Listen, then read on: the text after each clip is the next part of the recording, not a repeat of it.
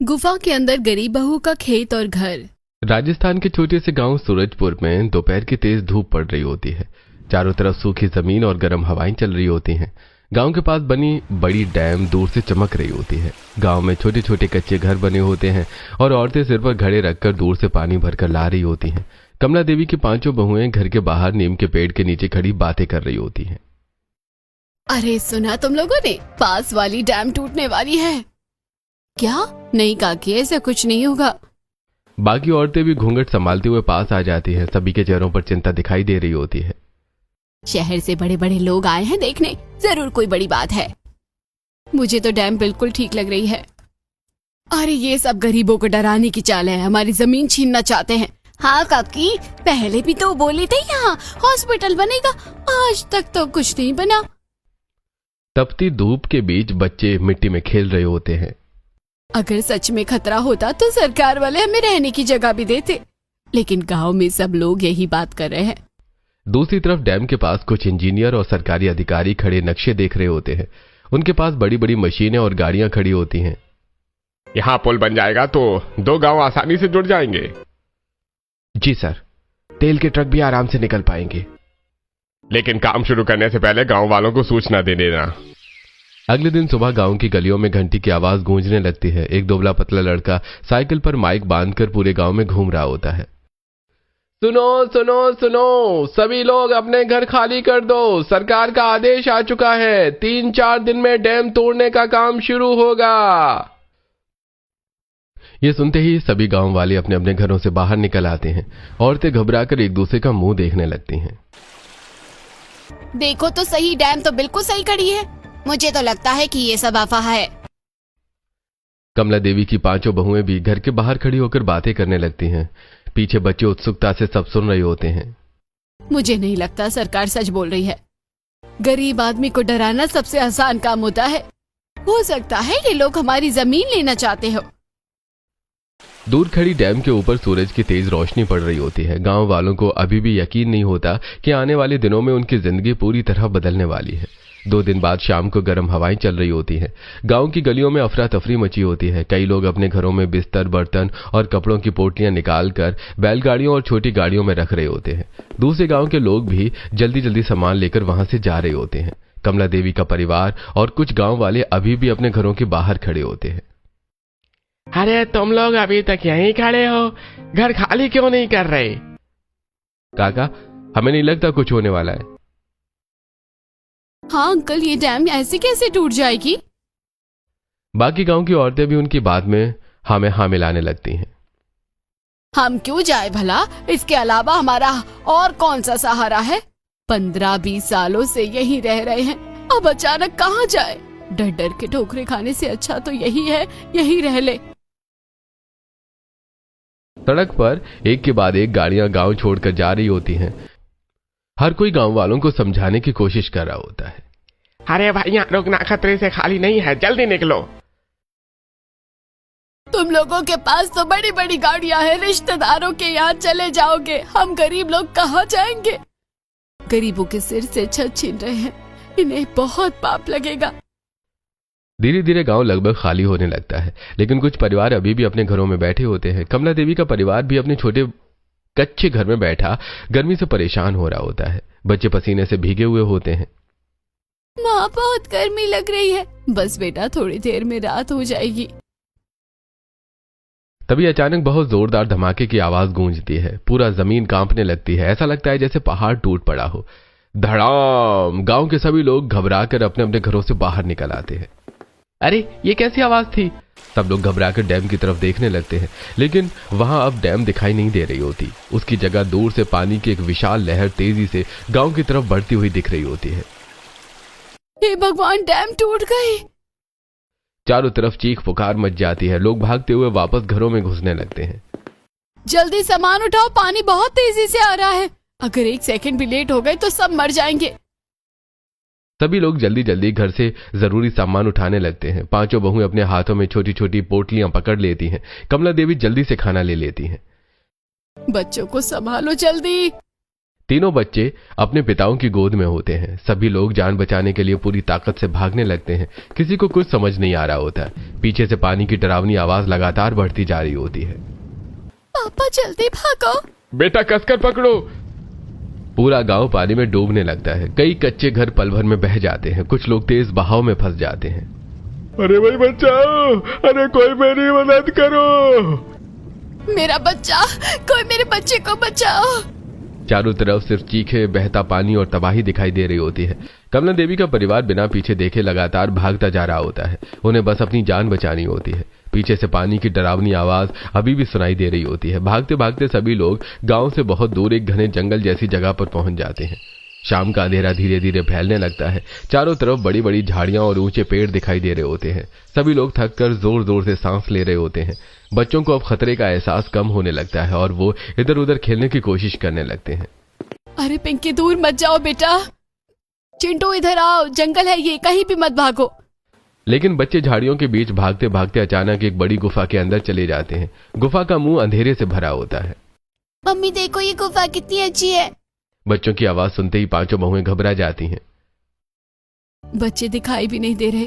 तुम लोग पागल हो गए हो क्या? सभी लोग जल्दी जल्दी अपने पुराने फोन की छोटी टॉर्च जलाकर इधर उधर देखने लगते हैं। गुफा के अंदर गहरा अंधेरा होता है। कहीं अंदर कोई जंगली जानवर तो नहीं है? तभी गुफा के अंदर से बच्चों के रोने की आवाज आने लगती है। मम्मी हमें बचा लो प्लीज। यहाँ किसी जानवर जैसी आवाज आ रही है, आप सही कह रही थी। तीनों बच्चे जोर जोर से रोने लगते हैं। बाहर खड़े सभी लोग घबराकर अलग अलग दिशाओं में टॉर्च चमकाते हुए उन्हें ढूंढने लगते हैं। अंधेरे की वजह से वो बार बार रास्ता भटक जाते हैं। अरे बच्चों आवाज दो, हम आ रहे हैं। थोड़ी देर बाद आखिरकार टॉर्च की हल्की रोशनी में बच्चों की परछाई दिखाई देती है। सभी लोग जल्दी जल्दी गुफा के अंदर पहुंच जाते हैं। गुफा के अंदर आते ही बाहर की गर्म हवाओं से थोड़ी राहत महसूस होती है। अंदर ठंडी हवा चल रही होती है। हम लोग यहाँ ऐसे ही नहीं बैठ सकते, क्या पता कोई जंगली जानवर हो। राघव जमीन से एक लंबी लकड़ी उठा लेता है। तभी शिवानी अपनी साड़ी का छोटा सा पल्लू फाड़ देती है। इसे लकड़ी पर बांध दो, मशाल बन जाएगी। प्रियंका दो बड़े पत्थर उठाकर उन्हें आपस में रगड़ने लगती है। अब किसी के पास लाइटर या माचिस तो है नहीं। पुराने जमाने की तरह कोशिश करते हैं। वो लगातार पत्थर घिसती रहती है। कुछ देर बाद छोटी सी चिंगारी निकलती है और कपड़े में आग लग जाती है। अचानक मशाल जल उठती है। हल्की रोशनी पूरी गुफा में फैल जाती है। सभी लोगों के चेहरे पर थोड़ी राहत दिखाई देने लगती है। भगवान का लाख लाख शुक्र है। पांचों बेटे हाथों में मशाल लेकर गुफा के अंदर और गहराई में जाकर देखने लगते हैं। सब ध्यान से चलना। कुछ देर बाद वो वापस लौट आते हैं। अंदर कोई जंगली जानवर नहीं है, अब हम यहाँ सुरक्षित हैं। बच्चे डर के मारे अपनी माओ से चिपक जाते हैं। मम्मी हमें बहुत डर लग रहा था, लगा कोई जानवर हमें खा जाएगा। पता नहीं कैसी कैसी आवाजें आ रही हैं। मम्मी बहुत भूख लगी है। सभी लोग परेशान और थके हुए दिखाई दे रहे होते हैं। तभी कमला देवी अपने हाथ में पकड़ा छोटा बिस्किट का पैकेट निकालती हैं। बच्चों ये खा लो, जल्दी जल्दी में यही सिर्फ हाथ लगा। बच्चों के हाथ में बिस्किट देते हुए उनकी आंखें भर आती हैं। इतना भी समय नहीं मिला कि कुछ कीमती सामान उठा लेते। हमारे भोलेपन के कारण देखो आज क्या हो गया। मम्मी जी हमें लोगों की बातों पर विश्वास करना चाहिए था। हमने अपनी अपनी चलाई और आज देखो किस हालत में है। कभी कभी इंसान को दूसरी की बात भी सुन लेनी चाहिए। सभी लोग चुपचाप सिर झुकाकर बैठ जाते हैं। गुफा में सिर्फ मशाल की रोशनी दिखाई दे रही होती है। अब जो बीत गया सो बीत गया, अब हम उसे बदल नहीं सकते। तभी पांचों बैठे उठ खड़े होते हैं। तुम लोग यहीं बैठो, हम बाहर जाकर कुछ खाने का इंतजाम देखते हैं। पांचों बेटे हाथों में जलती हुई मशाल लेकर गुफा से बाहर निकल जाते हैं। बाहर जंगल में घना अंधेरा फैल चुका होता है और दूर दूर से डरावनी आवाजें सुनाई दे रही होती हैं। रात का अंधेरा गुफा के अंदर फैला हुआ होता है। मशाल की हल्की रोशनी में सभी लोग थके हुए बैठे होते हैं। तभी कमला देवी की नजर उन 5 पोटलियों पर पड़ती है जिन्हें पांचों बहुएं भागते समय अपने साथ ले आई होती हैं। अरे तुम लोगों ने कोई कीमती सामान तो उठाया नहीं और ये 5 पोटलियां ऐसे पकड़ रखी थी जैसे इसमें सोना भरा हो। क्या है इसमें? पांचों बहुएं एक दूसरे का चेहरा देखने लगती हैं। नेहा धीरे से अपनी पोटली खोलती है। मम्मी जी इसमें खेती के बीज है। बीज? सभी लोग हैरानी से बहुओं की तरफ देखने लगते हैं। कुछ महीने पहले गांव में सूखा पड़ा हुआ होता है। पांचों बेटे दूसरे गांव में मजदूरी कर रहे होते हैं। वहीं एक खेत में सब्जियों और फूलों की पूरी खेती खराब हो जाती है। टमाटर, बैंगन और फल सड़ चुके होते हैं। उनमें कीड़े लग गए होते हैं। इस बार तो सब बर्बाद हो गया, अब नए बीज खरीदने के भी पैसे नहीं बचे हैं। पांचों बहुएं अपने छोटे से खेत के पास बैठी चिंतित होती हैं। उनके पास भी नए बीज खरीदने के पैसे नहीं होते। अगर इस बार खेती नहीं हुई ना तो खाना भी मुश्किल हो जाएगा। बहुत मेहनत के बाद किसी तरह उन्होंने थोड़ी खेती शुरू की होती है। कुछ महीनों बाद उनकी सब्जियां और अनाज अच्छी तरह उग जाते हैं। बहुएं खेत से सब्जियां निकाल रही होती हैं, तभी प्रियंका कुछ बीज अलग करने लगती है। दीदी, हमें कुछ बीज बचा कर रख लेने चाहिए। क्यों? कुछ समय पहले हमारे पास नए बीज खरीदने के पैसे भी नहीं थे, तो कितनी मुश्किल से इंतजाम हुआ था। अगर आगे भी कोई मुसीबत आई तो कम से कम अपनी खेती तो शुरू कर पाएंगे। हाँ, ये बहुत अच्छा आइडिया है। सभी बहुएं अलग अलग बीज सुखाकर कपड़ों की छोटी छोटी पोटलियों में भरने लगती हैं। गुफा के अंदर सभी लोग चुपचाप बहुओं की बात सुन रहे होते हैं। नेहा पोटली खोलती है। पहली उसमें टमाटर, बैंगन, मिर्च और दूसरी सब्जियों के बीज होते हैं। इसमें सब्जियों के बीज हैं। उसमें आम, पपीता और दूसरे फलों के बीज होते हैं। इसमें फलों के बीज हैं। इसमें ज्वार, बाजरा और गेहूं हैं। इसमें सरसों के बीज हैं। और इसमें चना, मूंग और दूसरी दालों के बीज हैं। बेटा, जब अपना ही घर नहीं बचा तो ये बीज कहाँ काम आएंगे? नहीं मम्मी जी, ये जरूर काम आएंगे। तभी गुफा के बाहर कदमों की आवाज सुनाई देती है। पांचों बेटे वापस लौट आते हैं। उनके हाथों में कुछ जंगली सेब और दूसरे फल होते हैं। बस यही मिला जंगल में। बच्चों, आज यही खाकर रात गुजारनी पड़ेगी। बच्चे भूखे होने की वजह से जल्दी जल्दी फल खाने लगते हैं। पांचों बहुएं बच्चों को अपनी गोद में लिटाकर सुलाने लगती हैं। गुफा के अंदर सभी लोग बैठे बैठे रात बिताते हैं। धीरे धीरे सुबह हो जाती है। गुफा के बाहर पक्षियों की आवाज आने लगती है। सभी लोग बहुत थके और कमजोर दिखाई दे रहे होते हैं। अभी हमारे पास रहने की कोई जगह नहीं है, तो फिलहाल हमें यहीं रहना होगा। हाँ दीदी, चलो पहले गुफा की साफ सफाई कर लेते हैं। पांचों बहुएं और बेटे पेड़ों की टहनियां तोड़ कर लाते हैं। उन टहनियों पर बड़े बड़े पत्ते लगे होते हैं। वो उन्हें झाड़ू की तरह इस्तेमाल करके गुफा साफ करने लगते हैं। गुफा बहुत बड़ी होती है और अंदर काफी मिट्टी और सूखे पत्ते पड़े होते हैं। कुछ देर बाद सभी लोग प्यास से परेशान होने लगते हैं। उनके पास पानी बिल्कुल नहीं होता। अगर पानी नहीं मिला तो बहुत मुश्किल हो जाएगी। तभी पांचों बहुएं जंगल में पानी ढूंढने निकल जाती हैं। वो झाड़ियों के बीच धीरे धीरे आगे बढ़ती हैं। दूर उन्हें बहते पानी की आवाज सुनाई देती है। डैम का पानी अब जंगल की सूखी नदी से मिल चुका होता है। जो नदी पहले सूखी पड़ी थी उसमें अब साफ पानी बह रहा होता है। अरे देखो पानी, जल्दी करो।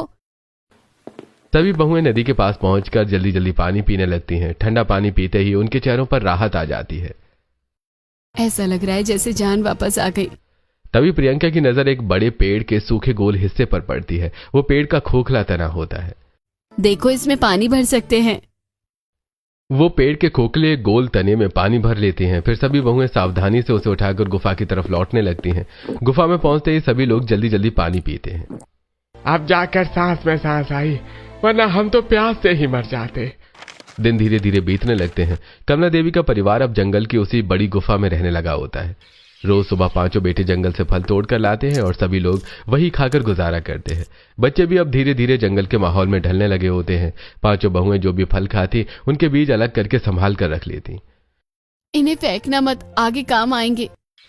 एक दिन पांचों बहुएं गुफा के पीछे वाले हिस्से में खड़ी होती हैं। वहां से नदी के बहने की हल्की आवाज आ रही होती है। जब हमारी गुफा के पीछे ही नदी बह रही है तो क्यों ना हम गुफा के अंदर पानी का रास्ता बना ले। अंदर पानी? हाँ, अगर थोड़ा पानी अंदर आने लगेगा तो हम यहाँ खेती भी कर पाएंगे। आइडिया तो अच्छा है, लेकिन करेंगे कैसे? उसी समय दूसरी तरफ पांचों भाई बैठे चिंता में बात कर रहे होते हैं। हम कब तक ऐसे ही रहेंगे? हमें शहर जाकर कुछ काम ढूंढना पड़ेगा। हाँ भाई, लेकिन यहाँ से शहर का रास्ता भी ठीक से नहीं पता। तभी पांचों बहुएं वहां आ जाती हैं। आप में से 2 लोग यहीं रुक जाओ, हमें मदद चाहिए। कैसी मदद? गुफा के पीछे नदी है, हम सोच रहे हैं वहां से पानी का रास्ता बनाकर खेती शुरू करें। ठीक है, तुम दोनों यहीं रुक जाओ, हम 3 लोग शहर जाकर देखते हैं। अगले ही पल 3 भाई शहर की तरफ निकल जाते हैं। बाकी 2 भाई और 5 बहुएं गुफा के पीछे वाले हिस्से में जुट जाते हैं। दोनों भाई बड़े पत्थर हटाने लगते हैं। वो लकड़ियों और पत्थरों से गुफा की दीवार तोड़ने की कोशिश कर रहे होते हैं। लगातार मेहनत करते करते उनके हाथ छिल जाते हैं। पता नहीं सच में पानी आएगा भी या नहीं। कोशिश करने में क्या जाता है। अचानक पत्थरों के बीच से पानी की छोटी धारा अंदर आने लगती है। अरे पानी आ रहा है। सभी लोग तेजी से पत्थर हटाने लगते हैं। कुछ ही देर में नदी का साफ पानी लगातार गुफा के अंदर बहने लगता है। पांचों बहुओं की आंखें खुशी से चमक उठती हैं। अब हम यहाँ खेती भी कर सकते हैं और नहाने का भी जुगाड़ हो गया। गुफा के पीछे की मिट्टी थोड़ी गीली और उपजाऊ हो जाती है। पांचों बहुएं वहां सब्जियों, फलों, ज्वार, बाजरे, सरसों और दालों के बीज बोने लगती हैं। दूसरी तरफ शाम के समय तीनों भाई थके हुए वापस लौटते हैं। अरे आज तो बस शहर का रास्ता ही ढूंढ पाए, कोई काम हाथ नहीं लगा।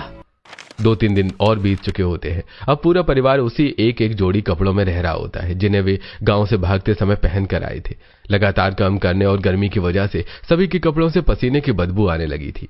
बच्चे भी अपने मैले कपड़ों में बैठे होते हैं। दीदी, यहाँ सबसे बड़ी दिक्कत अब कपड़ों की हो रही है। क्यों? देखो ना, कपड़ों में से कितनी गंदी बदबू आ रही है। अभी तो सिर्फ 2-3 दिन ही हुए हैं। हाँ, बात तो सही कह रही हो। सभी लोग यहीं एक कपड़ा पहने हुए हैं। उसी समय पांचों बहुएं नदी के किनारे पानी भरने जाती हैं। उन्होंने लकड़ी को खोखला करके छोटी छोटी बाल्टियां बना ली होती हैं और उन्हीं से पानी भर रही होती हैं। तभी बहते पानी के साथ एक कपड़े की पोटली उनकी तरफ आती दिखाई देती है। अरे ये क्या बह कर आ रहा है? जल्दी डंडी से रोक लो, नहीं तो बह जाएगी। गौरी लंबी लकड़ी की डंडी से उस पोटली को रोककर धीरे धीरे किनारे खींच लेती है।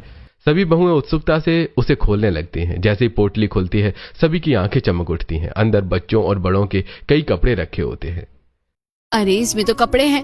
भगवान ने हमारी सुन ली। सभी बहुएं खुश होकर कपड़े देखने लगती हैं। लेकिन दीदी, हम ऐसे किसी के कपड़े कैसे पहन सकते हैं? अरे यार, अभी जो मिला है उसी से काम चलाना पड़ेगा। हाँ, पहले इन्हें धो लेते हैं, कल तक सूख जाएंगे तो इन्हें पहन लेंगे। सभी बहुएं कपड़ों को लेकर गुफा में वापस आ जाती हैं। गुफा के अंदर उन्होंने 2 पत्थरों के बीच एक लंबा तार बांध रखा होता है। बहुएं बहते पानी के पास बैठकर सारे कपड़े धोने लगती हैं। बच्चे भी उत्साह से मदद कर रहे होते हैं। मम्मी, ये वाला कपड़ा कितना सुंदर है। हाँ बेटा, अब तुम साफ कपड़े पहन पाओगे। धोने के बाद वो सारे कपड़े गुफा के अंदर लगे तार पर सुखा देती हैं। गुफा में रंग बिरंगे कपड़े हवा में लहराने लगते हैं। अगली सुबह कपड़े पूरी तरह से सूख चुके होते हैं। सभी लोग नए नए कपड़े पहनते हैं। इतने दिनों बाद साफ कपड़े पहनकर सबके चेहरे खिल उठते हैं। आज तो जान में जान आ गई। बच्चे खुशी खुशी इधर उधर घूम रहे होते हैं। कमला देवी भी साफ साड़ी पहनकर मुस्कुरा रही होती हैं। बेटा, तुम लोगों ने तो इस गुफा को सच में घर बना दिया। गुफा के अंदर अब साफ सुथरे कपड़े होते हैं। अगले दिन फिर तीनों भाई सुबह सुबह शहर के लिए निकल जाते हैं। पीछे गुफा में पांचों बहुएं अपनी छोटी सी खेती को पानी दे रही होती हैं। उनकी आंखों में बस एक उम्मीद होती है, आज नहीं तो कल फसल जरूर उगेगी। अगले दिन शहर में तीनों भाइयों को एक कंस्ट्रक्शन साइट पर मजदूरी का काम मिल जाता है। कोई सीमेंट की बाल्टी उठा रहा होता है, कोई ईंटें जमा रहा होता है। अरे भाई, जल्दी जल्दी काम करो। पूरा दिन मेहनत करने के बाद शाम को उन्हें थोड़े पैसे मिल जाते हैं। कम से कम आज खाने का इंतजाम हो गया। तीनों भाई शहर से थोड़ा आटा, चावल और कुछ सब्जियां लेकर गुफा में लौटते हैं। सभी लोग साथ बैठकर खाना खाने लगते हैं। आप लोगों को काम मिल गया? हाँ, लेकिन अभी घर लेना बहुत मुश्किल है। शहर में घर लेना कोई छोटी बात नहीं है, बहुत खर्चा है। अब रोज तीनों भाई शहर में मजदूरी करने जाने लगते हैं। दूसरी तरफ बहुएं गुफा को रहने लायक बनाने में जुट जाती हैं। मम्मी जी, जब हमें कुछ दिन यहीं रहना है तो क्यों ना इसे अच्छा बना ले। क्या करेगी बेटा इस गुफा में? जब हम यहाँ खेती और पानी का जुगाड़ कर सकते हैं तो बाकी सब भी कर सकते हैं। मेहनत करेंगे तो सब हो जाएगा। रात को गुफा के बाहर घना अंधेरा फैल जाता है। दूर जंगल से किसी जंगली जानवर की डरावनी आवाज सुनाई देती है। हवा हुआ हा हा। सभी लोग डरकर एक दूसरे को देखने लगते हैं। मशाल जल रही होती है, लेकिन फिर भी सबके मन में डर बना रहता है। मुझे बहुत डर लग रहा है, पता नहीं कौन सा जानवर है। कहीं कोई हमें नुकसान ना पहुंचा दे। हमें इस जंगल को अपनाना पड़ेगा, तभी ये जंगल हमें अपनाएगा। अगर हम ही डरेंगे तो बच्चों का क्या होगा? अगले ही दिन से पांचों बहुएं पूरी मेहनत के साथ काम में लग जाती हैं। सुबह होते ही वो जंगल से पेड़ों की सूखी डंडियां और मोटी लकड़ियां काट कर लाने लगती हैं। गुफा के अंदर अब हर दिन कुछ नया बनता दिखाई देता है। नेहा और गौरी मोटी लकड़ियों को बराबर करके सोने के लिए लकड़ी का बड़ा सा पलंग बनाने लगती हैं। दूसरी तरफ प्रियंका पेड़ के तनों को काट कर बैठने के लिए छोटी छोटी कुर्सियां बना रही होती है। देखना, कुछ दिनों में ये गुफा बिल्कुल घर जैसी लगने लगेगी। जंगल के एक हिस्से में बहुत सारी चिकनी मिट्टी पड़ी होती है। पांचों बहुएं उस मिट्टी को पानी में गूंथ कर बर्तन बनाने लगती हैं। अब बाजार से बर्तन खरीदने के पैसे तो है नहीं, इसलिए खुद ही बनाते हैं। धीरे धीरे मिट्टी के घड़े, कटोरियां, प्लेट और खाना बनाने के बर्तन तैयार होने लगते हैं। गुफा के अंदर अब अलग अलग हिस्से बनने लगते हैं। एक कोने में सोने की जगह होती है, दूसरे कोने में छोटा सा रसोई घर, वहीं पास में पत्थरों के बीच बहते पानी के किनारे बर्तन धोने की जगह भी बना दी जाती है। गुफा के अंदर जो पानी लगातार बहता रहता है, उसी का इस्तेमाल सब लोग नहाने और बर्तन धोने में करते हैं। बहुएं पत्थरों पर बैठकर मिट्टी के बर्तन साफ कर रही होती हैं। दूसरी तरफ तीनों भाई रोज शहर जाकर मजदूरी करते हैं। बाकी दो बेटे घर पर रहकर अपनी पत्नियों की मदद करते हैं। एक शाम दीपक और मुकुल जंगल से लकड़ियां लेकर लौट रहे थे, तभी अचानक झाड़ियों से एक सांप निकलकर दीपक के पैर में काट लेता है। आ सांप! सभी लोग घबराकर उसकी तरफ भागते हैं। जल्दी कपड़ा दो। नेहा तुरंत उसके पैर पर कसकर कपड़ा बांध देती है ताकि जहर ऊपर न फैले। तभी राघव छोटा सा चाकू गर्म करके जहर वाली जगह से थोड़ा खून निकालने लगता है। हिम्मत रखो भाई, कुछ नहीं होगा। दूसरी तरफ बहुएं लगातार काम करती रहती हैं। कभी लकड़ी उठाते समय किसी के हाथ में कांटा चुभ जाता है, तो कभी पत्थर उठाते हुए हाथ छिल जाते हैं। कांटा लग गया। प्रियंका तुरंत उसका हाथ पकड़कर कांटा निकाल देती है। थोड़ा सहलो दीदी, ठीक हो जाएगा। लगातार काम करते करते उनकी पुरानी चप्पलें भी टूट जाती हैं। अरे ये भी टूट गई। शिल्पा पेड़ की पतली डंडी तोड़कर चप्पल में फंसा देती है और उसे जोड़ देती है। लो, अभी कुछ दिन और चल जाएगी। सभी के हाथों और पैरों पर मेहनत के निशान पड़ चुके होते हैं। तुम लोग इतनी मेहनत मत किया करो, हम काम से आकर मदद कर देंगे ना। आप भी तो दिन भर मेहनत करते हो। एक दिन बहुएं जंगल में घर के लिए लकड़ी और सामान इकट्ठा कर रही होती हैं, तभी एक जहरीला कीड़ा शिवानी के हाथ पर काट लेता है। बहुत जल रहा है। थोड़ी देर में उसके हाथ पर लाल सूजन और एलर्जी हो जाती है। बाकी बहुएं तुरंत जंगल की जड़ी बूटियां पीसकर उसके हाथ पर लगा देती हैं। धीरे धीरे 1.5 महीना बीत जाता है। अब गुफा के अंदर से बिल्कुल घर जैसी दिखने लगी होती है। लकड़ी के पलंग, मिट्टी के बर्तन, छोटी सी रसोई, बैठने की जगह, सब कुछ बहुत सुंदर दिखाई देता है। अरे तुम लोगों ने तो गुफा को बिल्कुल घर बना दिया। अब यही हमारा ठिकाना है, तो इसे ही अपना सहारा बना लिया। पति दिन रात मेहनत करके थोड़े थोड़े पैसे जमा कर लेते हैं। आज शहर जाओ तो एक लालटेन और कुछ तार लेते आना, ताकि घर में रोशनी कर सके। उसी रात वो पुराने समय की तरह छोटी सी बिजली और रोशनी की जुगाड़ करते हैं। गुफा के अंदर लालटेन टांग दी जाती है। मशालों की रोशनी और लालटेन की हल्की लौ से पूरी गुफा चमकने लगती है। रात के समय गुफा अब छोटी किसी सुंदर घर जैसी दिखाई देती है। अरे बेटा, तुम लोगों ने तो उस गुफा में जान डाल दी। हमारी बहुएं इतनी कलाकार है, हमें तो पता ही नहीं था। मम्मी जी, इंसान अगर ठान लेना तो कुछ भी कर सकता है। इसी मेहनत के बीच उनकी खेती भी धीरे धीरे हरी होने लगती है। सब्जियों के छोटे छोटे पौधे उग आते हैं। कुछ पेड़ों पर फल भी आने लगते हैं। ज्वार और बाजरे की फसल भी तैयार होने लगती है। अब उनके पास आटे का भी इंतजाम हो जाता है। बहुएं अपनी उगाई हुई सब्जियां तोड़कर मिट्टी के बर्तनों में खाना बनाती हैं। पूरा परिवार साथ बैठकर खाना खाता है। रात को वो गुफा के चारों तरफ मशालें जलाकर रखते हैं ताकि कोई सांप या जंगली जानवर अंदर ना आए। अगर किसी को रात में बाहर जंगल की तरफ जाना पड़ता है तो हाथ में मशाल लेकर ही जाता है। बच्चे अब जंगल के जीवन को समझने लगे होते हैं। रात को बहुएं उन्हें पुराने समय की बातें समझाती हैं। जब पुराने जमाने में कुछ नहीं था, तब आदिवासी लोग भी ऐसे ही रहते थे। सच मम्मी? हाँ बेटा, मिट्टी के बर्तन, पत्थरों से आग जलाना, ये सब पुरानी चीजें हैं। बच्चे आश्चर्य से अपनी गुफा को देखते रहते हैं। अब वो गुफा सिर्फ रहने की जगह नहीं बल्कि उनका नया घर बन चुकी होती है। समय धीरे धीरे आगे बढ़ने लगता है। गुफा के पीछे बनी छोटी सी खेती अब पूरी तरह हरी भरी दिखाई देने लगती है। टमाटर, बैंगन, मिर्च, लौकी और दूसरी सब्जियां बड़े बड़े पौधों पर लटक रही होती हैं। पास में ज्वार और बाजरे की फसल भी हवा में झूम रही होती है। फलों के छोटे पेड़ों पर भी अब ताजे फल आने लगे होते हैं। बच्चे खुशी खुशी पेड़ों से फल तोड़कर खा रहे होते हैं। मम्मी देखो कितना बड़ा पपीता उगा है। धीरे तोड़ो बेटा, टूट ना जाए। गुफा के अंदर रसोई घर में बहुएं अपनी उगाई हुई ताजी सब्जियों से खाना बना रही होती हैं। मिट्टी के चूल्हे पर बर्तन चढ़े होते हैं और बाजरे की रोटियां बन रही होती हैं। अब तो आटे का भी इंतजाम हो गया। सभी लोग मिलकर ताजे फल और सब्जियां खाते हैं। अब उन्हें खाने की चिंता पहले जैसी नहीं रहती। शाम को तीनों भाई मजदूरी करके लौटते हैं। गुफा के अंदर लालटेन जलती और सजे हुए घर को देखकर वो मुस्कुरा देते हैं। अरे जितना काम हम बाहर जाकर करते हैं, उससे दुगना तो तुम लोगों ने इस घर को बनाने में लगा दिया। कोई बात नहीं, रहने का जुगाड़ तो करना ही था।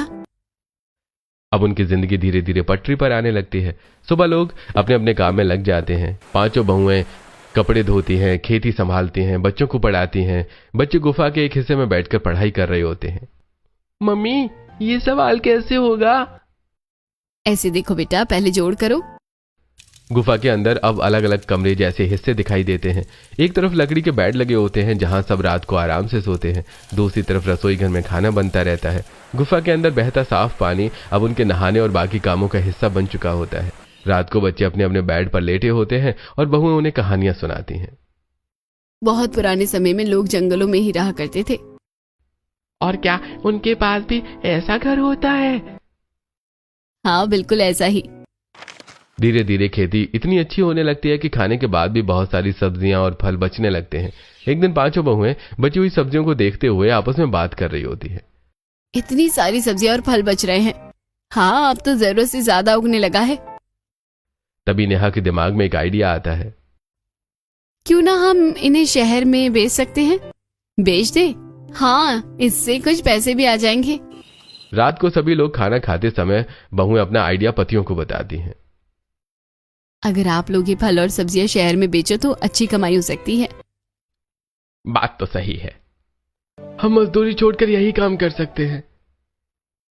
हाँ, तो 2 लोग सब्जियां बेच लेंगे और 2 लोग मजदूरी कर लेंगे, और एक आदमी घर पर रहेगा ताकि तुम लोगों की सुरक्षा भी बनी रहे। बस फिर तो ठीक है। कल से हम सारी सब्जियां और फल बड़े बैग में भरकर तैयार कर देंगे। सभी लोगों के चेहरों पर उम्मीद दिखाई देने लगती है। अब उन्हें लगने लगा होता है कि शायद ये गुफा सिर्फ उनका छुपने का ठिकाना नहीं बल्कि उनकी नई जिंदगी की शुरुआत बन चुकी है। अगली सुबह से ही 2 भाई शहर में सब्जियों का ठेला लगाना शुरू कर देते हैं। ताजी सब्जियां और फल देखकर लोग उनके ठेले पर रुकने लगते हैं। दूसरी तरफ बाकी 2 भाई पहले की तरह मजदूरी करते रहते हैं। उनकी उगाई हुई ताजी सब्जियां जल्दी बिक जाती हैं और धीरे धीरे अच्छी कमाई होने लगती है। भाई, तुम्हारी सब्जियां तो बिल्कुल ही ताजी है। जी, सुबह की तोड़ी हुई है।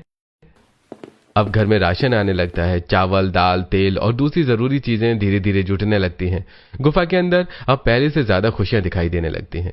एक दिन शहर में सब्जियां बेचते समय चारों तरफ बड़े बड़े वांटेड के पोस्टर लगे दिखाई देते हैं। हर दीवार पर बिजली के खंभे पर एक ही आदमी की तस्वीर लगी होती है। अरे भैया, सुना क्या? ये बहुत बड़ा गुंडा है। हाँ, सरकार ने इसके ऊपर 50 लाख का इनाम रखा है। यह सुनकर दीपक और मुकुल एक दूसरे को देखने लगते हैं। क्या सच में? हाँ भैया, पुलिस ने खुद पोस्टर लगवाए हैं। 2-3 दिन बीत जाते हैं। एक दिन दोपहर के समय वही गुंडा अपने चेहरे पर कपड़ा लपेटकर उनकी सब्जी के ठेले पर पास आकर बैठ जाता है। लौकी कितना की दी?